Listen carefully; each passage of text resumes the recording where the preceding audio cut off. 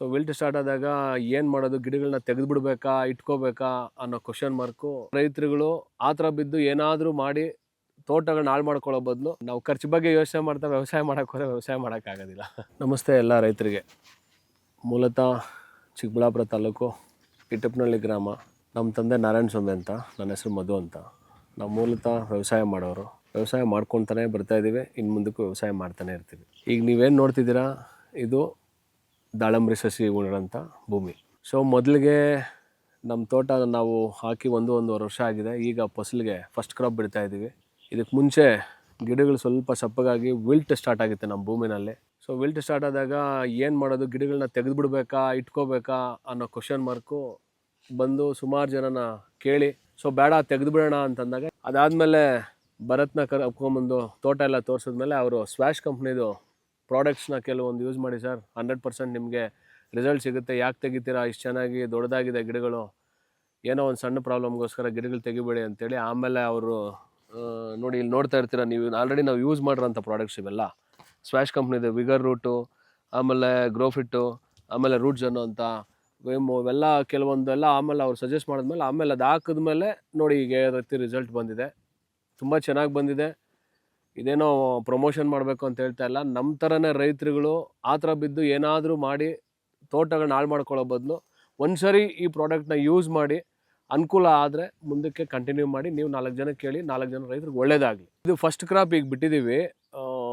ಇಷ್ಟೇ ಅಂತ ಅಲ್ಲ, ಆದಷ್ಟು ಸ್ವಲ್ಪ ಕಾಯಿಗಳಿಗೆ ಸ್ವಲ್ಪ ಕಡಿಮೆ ಇಳುವರಿ ತೊಗೊಳೋದಕ್ಕೆ ಪ್ಲ್ಯಾನ್ ಮಾಡ್ತೀವಿ. ಯಾಕಂದರೆ ಬೇರುಗಳು ಮತ್ತು ರೆಂಬೆಗಳೆಲ್ಲ ಜಾಸ್ತಿ ಆಯಿತು ಅಂದರೆ ಇಳುವರಿ ಮುರಿದೋಗುತ್ತೆ ಅಂತ. ಈ ಸರಿ ಸ್ವಲ್ಪ ಒಂದು ಗಿಡಕ್ಕೆ ಒಂದು 5ರಿಂದ 10 kg ಅಷ್ಟು ನೋಡೋಣ ಅಂತ ಪ್ಲ್ಯಾನ್ ಮಾಡ್ತಾ ಇದ್ವಿ. ಓವರ್ ಎಕರೆ ಈಗ 4 ಎಕರೆಗಿದೆ.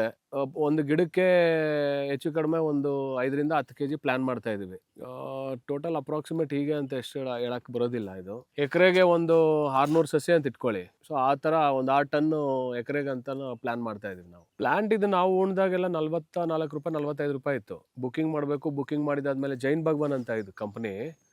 ಬುಕ್ಕಿಂಗ್ ಆದಮೇಲೆ ಒಂದು 3 ತಿಂಗಳಿಗೆ ನಮ್ಮ ಸಸಿ ಕೊಡ್ತಾರೆ. ಸೊ ಅದಾದಮೇಲೆ ಲ್ಯಾಂಡ್ ಎಲ್ಲ ನೀಟಾಗಿ ರೆಡಿ ಮಾಡ್ಕೋಬೇಕು, ಉಳುಮೆ ಮಾಡಬೇಕು, ಇಷ್ಟು ಸ್ಟಡಿಗೆ ಅಂತ ಡಿಸ್ಟೆನ್ಸ್ ಇಟ್ಟು ಇಡಬೇಕು.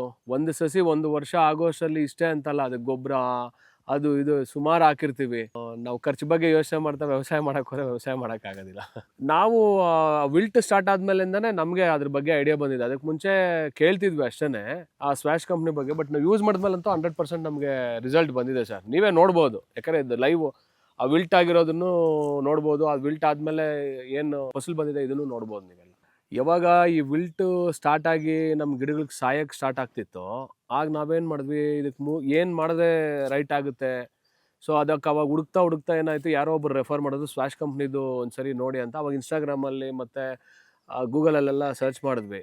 ಅವ್ರ ಬಗ್ಗೆ ರಿವ್ಯೂಸ್ ಆಗಿರ್ಬೋದು, ಆ ವಿಡಿಯೋಸ್ಗಳನ್ನೆಲ್ಲ ನೋಡಿ ಅದಾದಮೇಲೆ ಸುಮಾರು ಟ್ರೈ ಮಾಡಿದ್ವಿ. ನಮಗೆ ಆ ಕಾಲ್ ಸೆಂಟ್ರಿಗೆ ಮಾಡಿದ್ವಿ, ಅದು ಯಾವುದೋ ಒಂದು ನಂಬರ್ ಸಿಕ್ತು. ಅದಾದಮೇಲೆ ಅದಕ್ಕೆ ಮಾಡಿದ್ವಿ. ಅದಾದಮೇಲೆ ಯಾವುದೋ ಒಂದು ಲೇಡಿ ಹತ್ತು ಕಡೆಯಿಂದ ನಮಗೆ ರಿಪ್ಲೈ ಮಾಡೋಕ್ಕೆ ಸ್ಟಾರ್ಟ್ ಮಾಡಿದ್ರು, ನಾವು ಸ್ವ್ಯಾಶ್ ಕಂಪ್ನಿಯಿಂದನೇ ಹೇಳಿ ಸರ್ ಅಂತ. ಅದಾದಮೇಲೆ ನಮಗೆ ಚಿಕ್ಕಬಳ್ಳಾಪುರದಲ್ಲಿ ತಿರುಮಲ ಟ್ರೇಡರ್ಸ್ ಅಂತ ಹೇಳ್ಬಿಟ್ಟು ಭರತದ ನಂಬರ್ ಸಿಕ್ಕಿ ಅಲ್ಲಿಂದ ಆಚೆಗೆ ನಾವು ಬಲ್ಕಲ್ಲಿ ಪರ್ಚೇಸ್ ಮಾಡೋಕ್ಕೆ ಸ್ಟಾರ್ಟ್ ಮಾಡಿದ್ವಿ. ನಾವು ಯಾವುದನ್ನು ನೋಡಿ ನೀವು ಅಬ್ಸರ್ವ್ ಮಾಡ್ತಿರ್ಬೋದು, ಇವೆಲ್ಲ 5 ಲೀಟರ್ಸ್ ಕ್ಯಾನ್ಸನ್ನ ಈ 1 ಲೀಟ್ರ್ 2 ಲೀಟ್ರ್ ಯಾವುದೂ ತಂದಿಲ್ಲ. ತುಂಬ ಪ್ರಾಡಕ್ಟ್ ನಾನು ಹೇಳ್ತಾ ಇದ್ದೀನಿ, ನಾವು ಯೂಸ್ ಮಾಡಿದ್ವಿ, ತುಂಬ ಚೆನ್ನಾಗಿದೆ. ರೈತರುಗಳು ಒಂದು ಒಳ್ಳೆ ಫಸಲು ಬೆಳಿಬೇಕು ಅಂತಂದರೆ, ಇಲ್ಲ ಒಳ್ಳೆ ಬೆಳೆ ಬೆಳಿಬೇಕು ಅಂತಂದರೆ ಈ ತೀರಾ ಈ ಬೇರೆ ಪೆಸ್ಟಿಸೈಡ್ಸು ಅವು ಇವು ಆಳು ಮುಳು ಹೋಗೋದಕ್ಕಿಂತ ಇವು ಯೂಸ್ ಮಾಡಿ 100% ನಿಮ್ಗೆ ರಿಸಲ್ಟ್ ಸಿಗುತ್ತೆ, ಚೆನ್ನಾಗಿ ಆಗ್ತೀರಾ.